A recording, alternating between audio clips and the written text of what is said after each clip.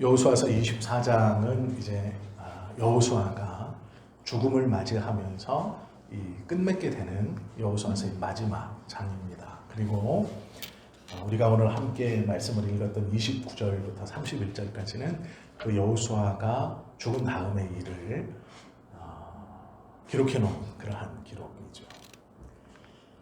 이 복음이 예루살렘에서 시작되어서 전 세계를 움직여 이 복음이 서쪽을 향하여 움직여가는 것을 복음의 서진 운동이라고 부릅니다.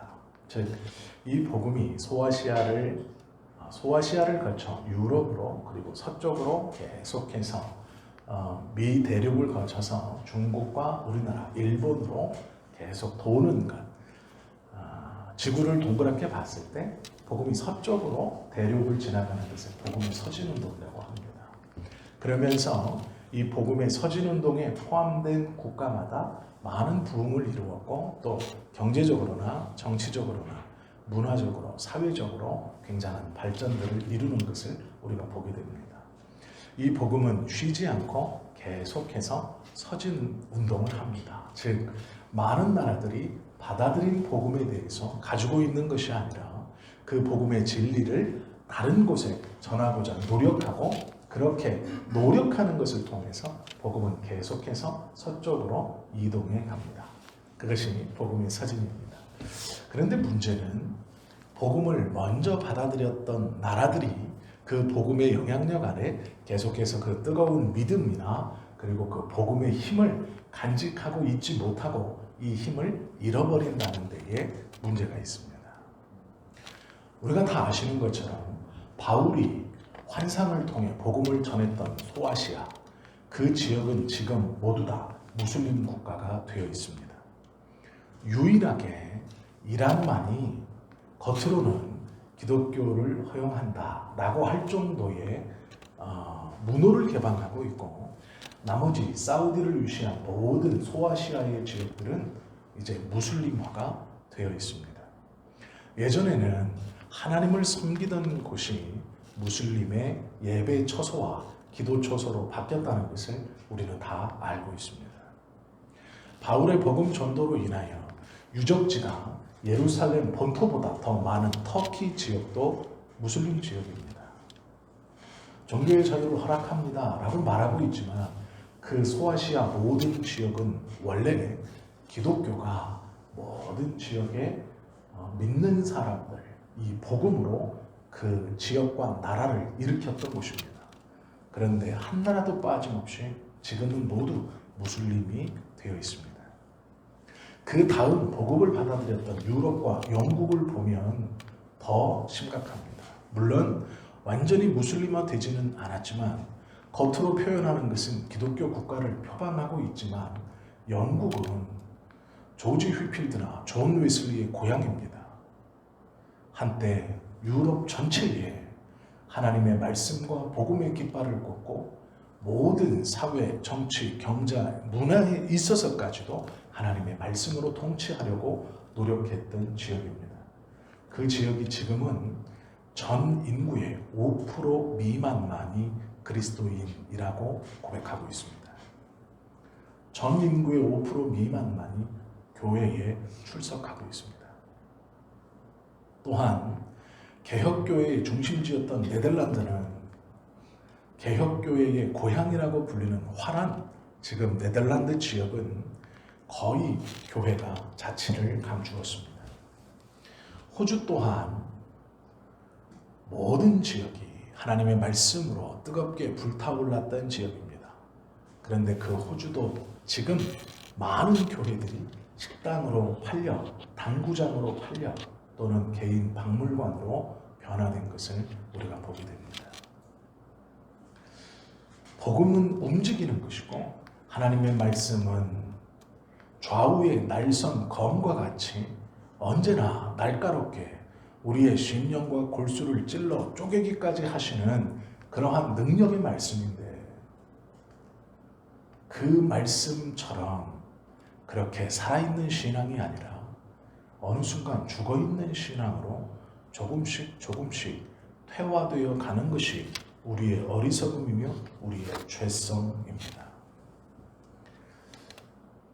인류의 역사만 보아도 복음의 서진 운동에 따라 그 복음이 지나갔던 지역에 이렇게 시들고 있는 하나님의 은혜, 복음의 능력을 보게 됩니다.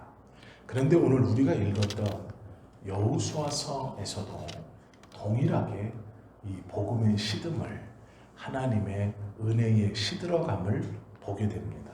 그것이 여호수아의 마지막입니다. 우리가 아시는 것처럼 여호수아서를 끝으로 이스라엘은 하나님에 대해서 알지 못했다. 성경은 기록해 놓고 있습니다. 그리고 그 다음 붙어져 있는 성경이 사사기입니다.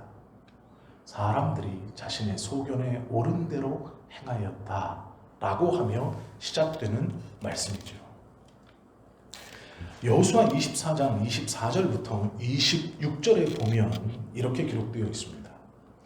백성이 여호수아에게 말하되, 즉 여호수아가 110세가 되어서 이제 죽을 때가 되었습니다.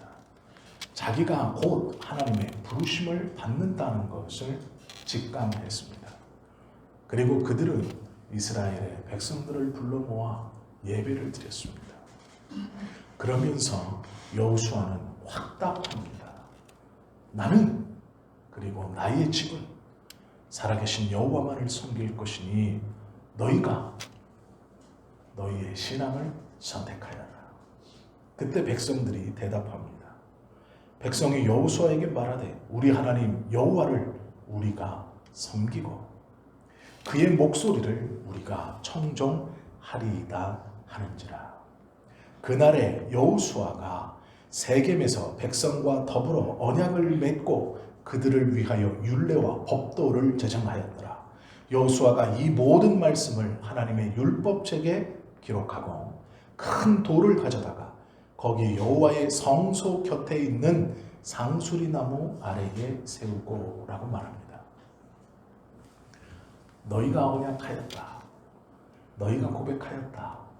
그것을 율법의 돌에 새깁니다. 그리고 복을 적어놓습니다. 너희가 언약한 대로 잘 지킨다면 하나님의 이러한 복이 임할 것이다. 그리고 그것을 성소 옆에 높게 솟아있는 상수리나무 옆에다가 큰 돌을 쌓아서 기념으로 만듭니다. 후대에 시간이 흘러 어떤 누군가가 자신의 할아버지나 자신의 아버지에게 이 큰 돌무더기는 왜 세웠습니까? 라고 물을 때에 우리의 조상 중 하나인 여호수아가 우리가 이 앞에서 하나님의 말씀을 청종하고 그분을 잘 섬기겠다고 약속했을 때에 하나님이 우리에게 이러한 복을 주시겠다고 선언하셨고 그 증거로 이 큰 돌무더기를 세워 보게 했다. 증거가 되게 했다라고 대답할 것이고 가르칠 것입니다. 그리하여 그 할아버지나 그 아버지는 그 자식에게 하나님의 말씀과 하나님의 은혜, 율법에 대해서 주님을 믿는 것에 대해서 계속해서 가르치는 증거로 그 돌무더기를 쌓은 것입니다. 27절과 28절을 보시면 모든 백성에게 이르되 보라 라고 말합니다. 이 돌이 우리에게 증거가 되리니 이는 여호와께서 우리에게 하신 모든 말씀을 이 돌이 들었음이니라. 그런즉 너희가 너희의 하나님을 부인하지 못하도록 이 돌이 증거가 되리라 하고 백성을 보내어 각기 기업으로 돌아가게 하였더라. 이 돌들을 볼 때마다 너희는 두말할 수 없을 것이다. 너희의 입으로 약속한 여호와를 잘 섬기고 그 하나님의 말씀을 청종하겠다고 한 말씀을, 그 언약을 너희는 부정하지 못할 것이다. 그렇게 여호수아가 그 큰 돌무더기를 보며 맹세했습니다. 왜 그랬을까요? 여호수아는 불안했습니다. 여호수아는 두려웠습니다. 여호수아는 모세가 이스라엘 백성들을 이끌고 홍해를 건너는 일을 직접 경험했습니다. 출애굽 때에 그 모세의 옆에 붙어서 그를 시종 들던 사람입니다. 그런데 문제는 자신의 스승이며 이스라엘의 가장 강력한 리더이며 선지자였고 하나님과 대면하여 말씀을 나누고 그 말씀을 이스라엘 백성들에게 나누어 주었던 시내산에서 십계명을 받아 친히 하나님께서 기록해 놓으신 두 돌판을 양쪽 가슴에 품고 내려왔던 모세가 이스라엘을 지도할 때에도 이스라엘은 종종 하나님을 거역하고 그분을 원망하고 하나님의 뜻을 의심했다는 것을 여호수아는 보았습니다. 그리고 가나안의 놀라운 그리고 강력한, 누가 보아도 그들은 군사와 같았고 비교하여 자신들은 메뚜기와 같았던 이스라엘 백성들이 하나님께서 주신 놀라운 은혜로 가나안 땅을 정복해가며 12지파가 그 가나안 지역에 퍼져 풍요를 누리고 또 모든 것을 함께 다 나누어 그 지역의 강력한 토착민들을 몰아내고 그 땅을 정복해가며 분배하는 그 순간에서도 불쑥 하나님의 언약과 약속을 의심하는 것을 여호수아는 보았습니다. 이제 그의 육신의 생명의 기한이 다 된 것을 알았습니다. 여호수아는 다가오는 불안함을 견딜 수 없었습니다. 그래서 백성을 모아놓고 먼저 선언합니다. 나와 내 집은 여호와만을 섬기겠다. 여기 있는 12부족의 대표인 너희도 선택하여라. 그리고 그 12명의 부족의 대표들은 누구도 예외 없이 하나님을 잘 섬긴다고 하나님 앞에서 선언했습니다. 이 선언의 장소는 성소 부근입니다. 이 말은 하나님의 장막 안에서 선언했다는 말입니다. 즉 우리로 말하면 교회 안에서 그들이 함께 공적으로 선언했다는 뜻입니다. 그런데도 여호수아는 불안했습니다. 그리하여 성소 옆에 있는, 성소가 있다는 것을 멀리서도 알 수 있는 상수리 나무 근처에 큰 돌무더기를 쌓았습니다. 그리고 그것을 증거로 삼았습니다. 너희의 신앙 고백을 이 돌들이 들었으니 이 돌들이 증거가 될 것이다. 자신에게 밀려오는 불안함, 이스라엘 백성들이 곧 하나님을 잊어버리고 그분의 말씀을 거역하고, 아니 거역하는 것을 떠나 하나도 기억지 못하여 지킬 수 없는 지경에 이를지도 모른다는 두려움을 그는 이 돌무더기를 세움으로 조금이라도 해소하려고 했습니다. 성소에서 고백해 하고 그것도 부족하여 돌무더기를 쌓아 그들에게 2번, 3번의 경각심을 준 것입니다. 지파의 대표들은 당연히 그러겠습니다 하고 돌아갔습니다. 여호수아는 이제 곧 죽어 땅에 묻힐 것입니다. 여호수아의 걱정은 남은 이스라엘 백성들입니다. 31절 말씀은 이렇게 되어 있습니다. 이스라엘이 여호수아가 사는 날 동안과 여호수아 뒤에 생존한 장로들, 곧 여호와께서 이스라엘을 위하여 행하신 모든 일을 아는 자들이 사는 날 동안 여호와를 섬겼더라. 왠지 좀 씁쓸하게 마무리가 되는 구절입니다. 여호와를 섬겼는데 한계가 정해져 있습니다. 누군가가 살아있을 동안에 라는 시간적 한계입니다.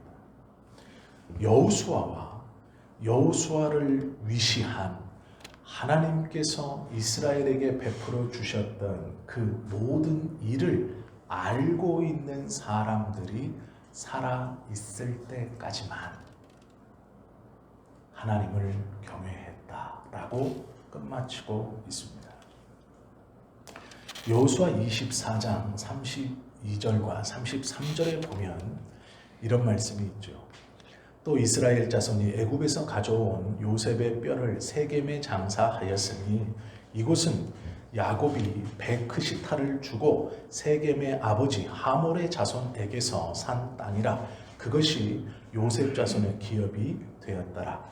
아론의 아들 엘르아살도 죽음에 그들이 그를 그의 아들 비느하스가 에브라임 산지에서 받은 산에 장사하였더라.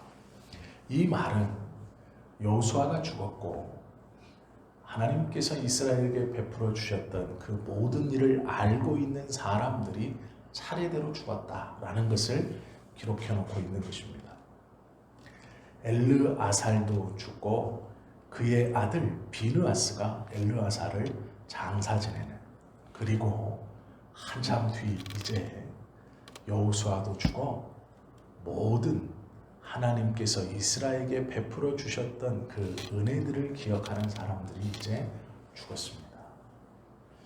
여호수아는 돌무더기를 남겨놓아서 이스라엘에게 하나님에 대한 신앙을 기억하라고 그 돌무더기를 남기기를 원했고 그것을 남겼습니다. 그런데 문제는 이스라엘은 그 돌무더기가 있음에도 불구하고 하나님에 대해서 철저하게 잊어버립니다. 하나님을 경험한 세대는 다 죽었습니다. 이제 이스라엘에게는 출애굽을 기억하고 가나안의 정복전쟁을 기억하고 낮에는 구름기둥과 밤에는 불기둥으로 그리고 만나로 먹이시고 메추라기로 먹이셨던 하나님에 대해 기억하는 사람은 없었습니다. 어떻게 단 한 사람도 주님에 대한 신앙을 가지고 있지 못하게 되었다라는 것입니다. 여호수아가 죽음으로 그들의 신앙은 이제 하나님에게서 떠나게 되었습니다. 사사기 2장 7절에서 10절에 보면 여호수아 사후에 이렇게 기록되어 있습니다. 백성이 여호수아가 사는 날 동안과 여호수아 뒤에 생존한 장로들 곧 여호와께서 이스라엘을 위하여 행하신 모든 큰일을 본 자들이 사는 날 동안에 여호와를 섬겼더라. 여호와의 종 눈의 아들 여호수아가 110세의 죽음에 무리가 그의 기업에 경내 에브라임 산지 가스산 북쪽 딥낫 헤레스에 장사하였고 그 세대의 사람도 다 그 조상에게로 돌아갔고 그 후에 일어난 다른 세대는 여호와를 알지 못하며 여호와께서 이스라엘을 위하여 행하신 일도 알지 못하였더라 말씀하고 있다라는 것입니다. 여호수아가 죽었고 여호수아가 함께한 세대를 한 세대로 분류합니다. 그리고 여호수아 다음에 일어난 세대를 또 다른 세대로 분리하는 것을 보게 됩니다. 그 전 세대는 하나님을 알았고 섬겼지만 그 후 세대는 하나님을 알지 못하고 섬기지 못하였다 말씀하고 있죠. 그 후에 일어난 세대, 이 후에 일어난 세대는 두 가지를 알지 못했습니다. 하나는 객관적 지식입니다. 하나님에 대한 지식. 하나님께서 우리 이스라엘을 위하여 어떠한 일을 행하셨는가? 하나님께서 당신의 선민으로 선택한 하나님의 백성들을 위하여 무엇을 약속하셨는가? 하나님을 잘 섬긴다는 것은 어떠한 것이고 그 잘 섬김에 하나님께서 약속해 놓으신 상급이 무엇인가? 후에 온 세대는 이 객관적 지식을 하나도 갖지 못하고 있었습니다. 또 하나는 주관적인 체험입니다. 하나님께서 그들의 삶에 직접 개입하셔서 역사하시고 이끌어 가시고 그것을 고쳐주시고 품어주시며 바로잡아주시는 주관적 체험이 그들에게는 없었습니다. 객관적 지식과 주관적 체험 그 어느 것도 후세대의 이스라엘 백성들은 갖고 있지 못했습니다. 체험 없이 객관적 지식만을 갖고 있으면 너무도 딱딱하고 정죄를 남발하는 신앙인이 되기 쉽습니다. 반대로 객관적 지식 없이 주관적 체험만 가지고 있다면 하나님의 뜻과는 전혀 다른 하나님의 이름은 있지만 하나님의 뜻이 전혀 나타나 있지 않은 자신들만의 신앙을 드러내놓고 그것이 믿음이라 착각할지도 모릅니다. 그러나 가장 불행한 객관적 지식과 주관적 체험, 이 어떤 것도 이스라엘의 후세대에서는 가지고 있는 것이 없었다라는 것이죠. 인격적으로 만나주시고 대화해 주시며 내 삶을 이끌어가 주시는 하나님에 대한 경험과 그 하나님이 누구인가에 대한 지식이 전무했습니다. 이스라엘은 무지했습니다.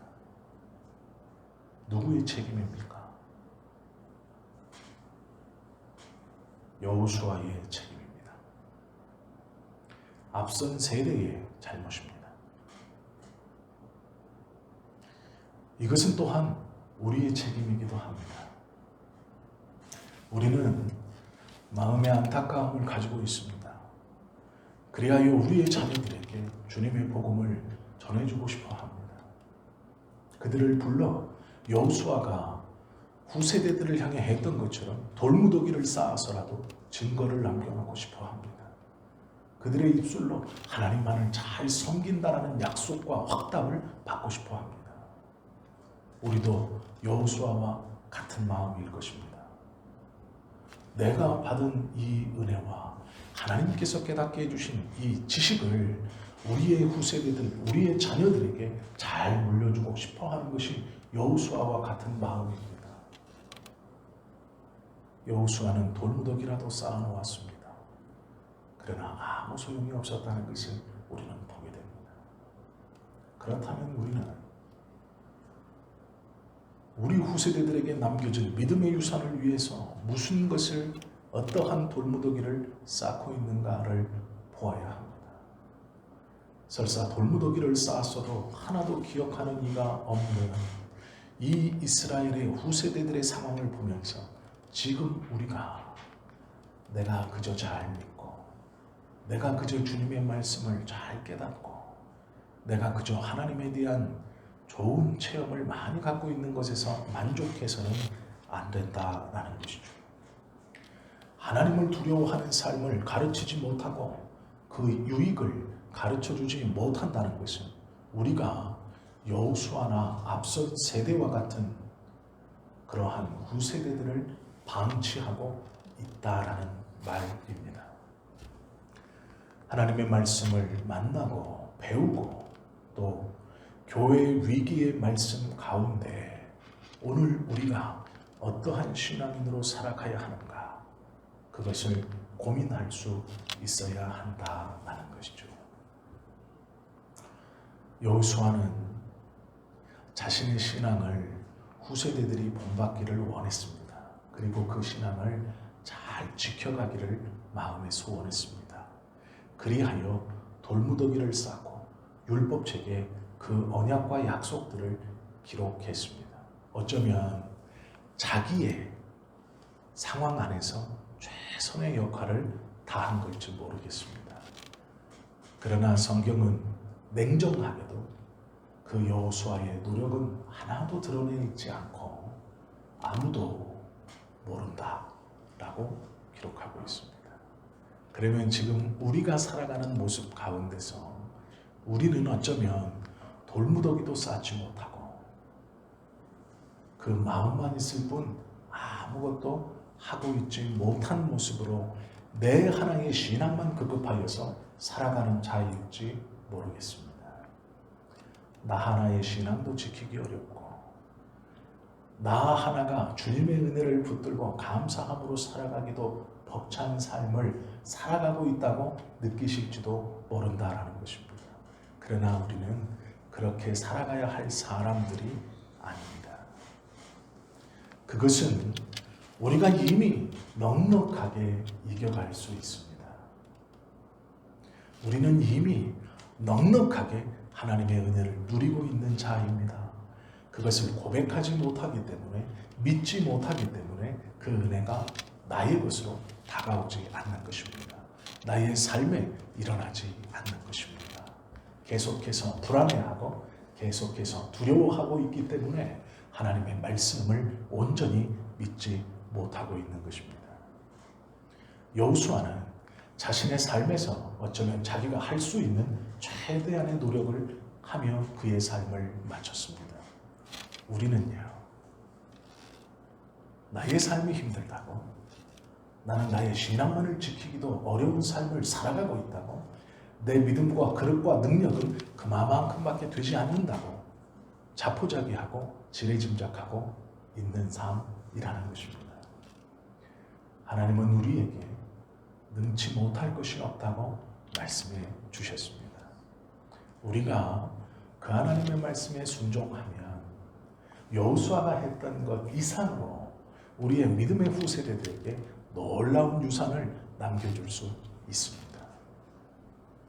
예수님께서 그 놀라운 유산을 남겨주는 방법에 대해 본을 보이셨습니다. 하나님의 뜻을 쫓아 단 한치의 의심 없이 그 하나님의 뜻을 이루고자 걸어가셨던 삶의 뒷모습이 그것입니다. 우리 또한 그 예수님의 뒷모습을 따라가는 것입니다.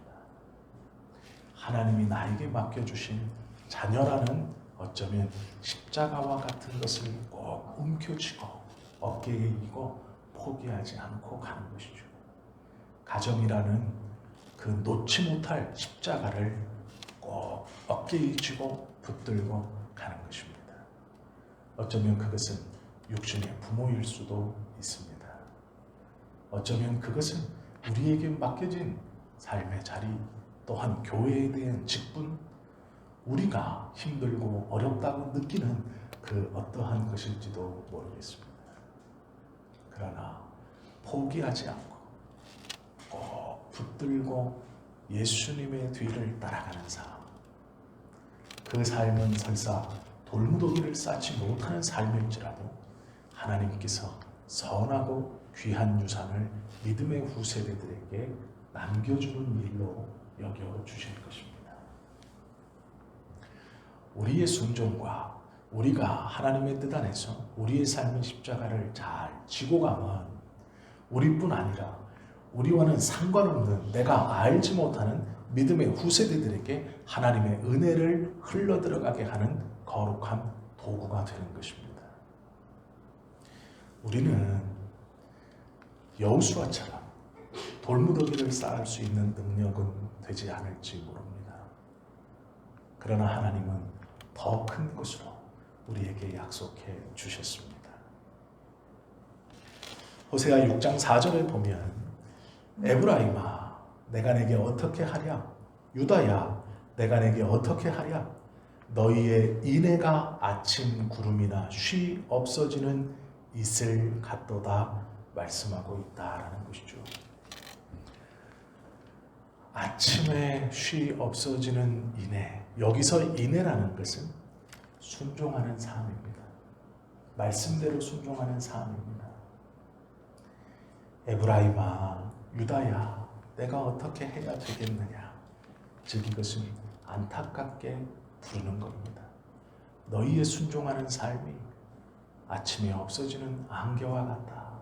즉 순종하려고 마음은 먹고 있지만 실천하지 못하고 하나님께서 주신 그 십자가를 온전히 지지 않고 그것을 내려놓으려 하고 힘들어하고 그것을 고통스러워하면서 그 자리에 가만히 있는 하나님, 내 삶은 나의 삶의 문제만으로 힘이 들고 고통스럽습니다 라고 말하는 너희를 내가 어찌하랴 말씀하시는 것입니다. 우리는 능히 그것을 붙들고 그리스도의 뒤를 쫓아갈 힘이 있는 사람들입니다. 하나님은 그 힘을 우리에게 이미 허락해 주셨습니다. 호세아 5장 15절과 6장 3절까지의 말씀을 제가 읽어드리겠습니다. 그들이 그 죄를 뉘우치고 내 얼굴을 구하기까지 내가 내 곳으로 돌아가리라. 그들이 고난받을 때에 나를 간절히 구하리라. 오라, 우리가 여호와께로 돌아가자. 여호와께서 우리를 찢으셨으나 도로 낫게 하실 것이요 우리를 치셨으나 싸매어 주실 것입니다.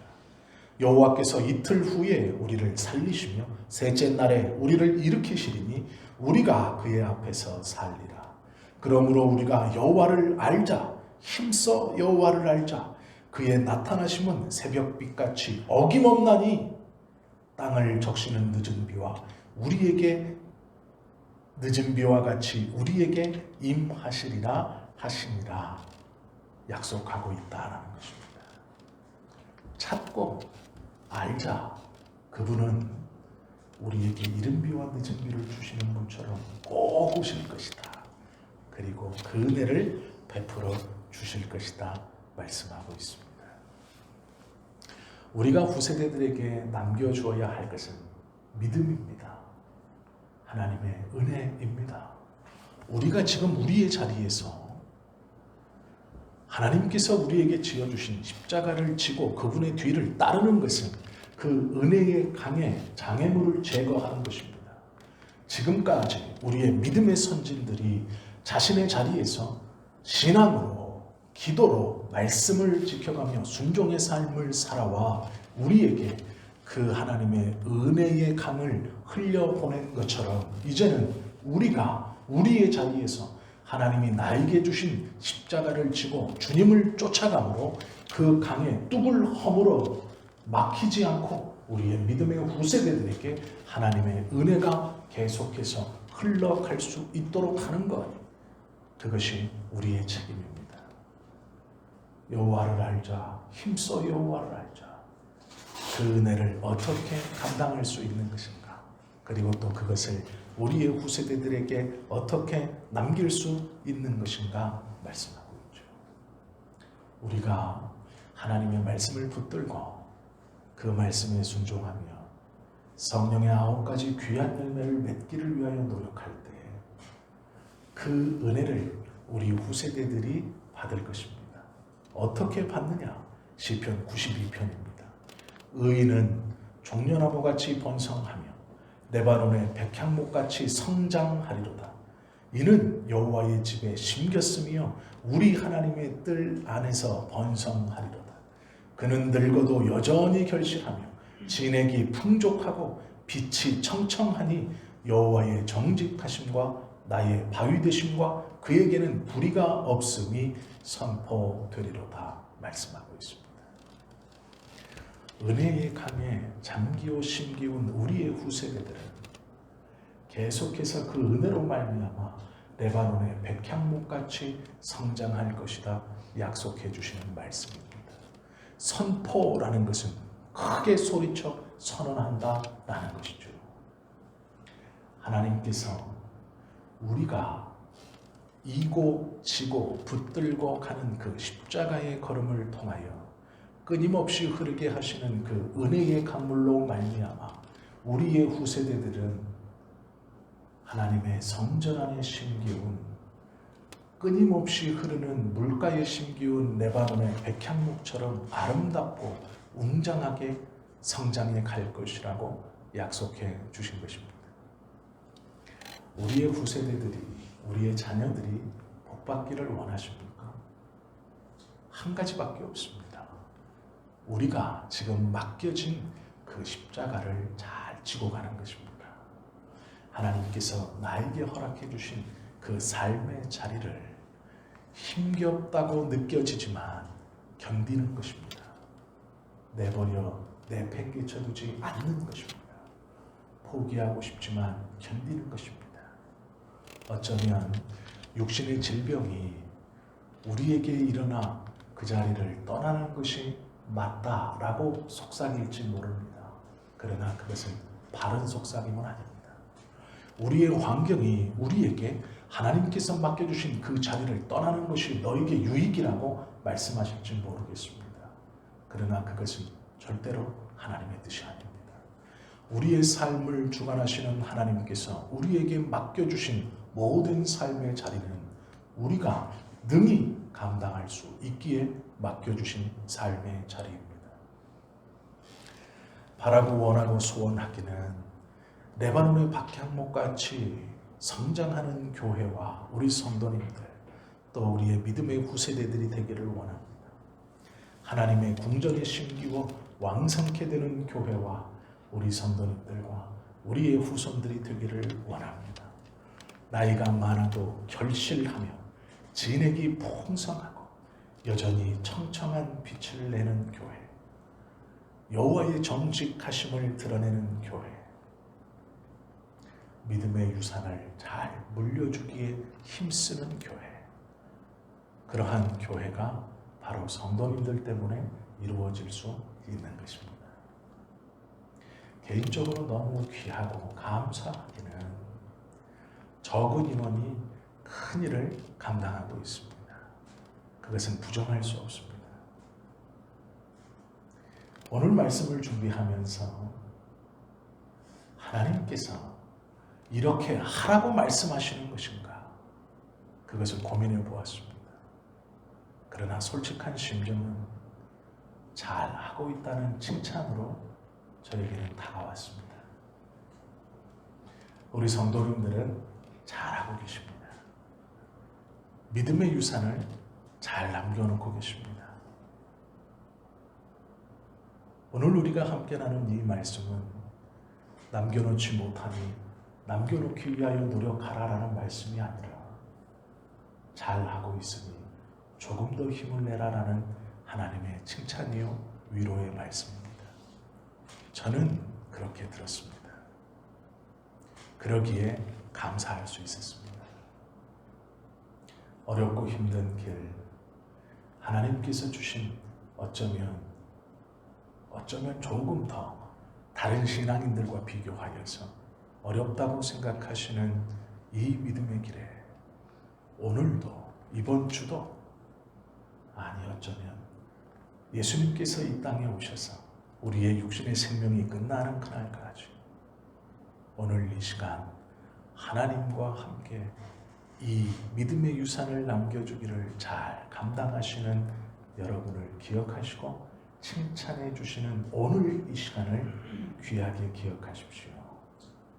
그리고 앞으로 혹 우리의 마음에 지침이나 의심이 일어나거든 오늘 말씀을 기억하십시오.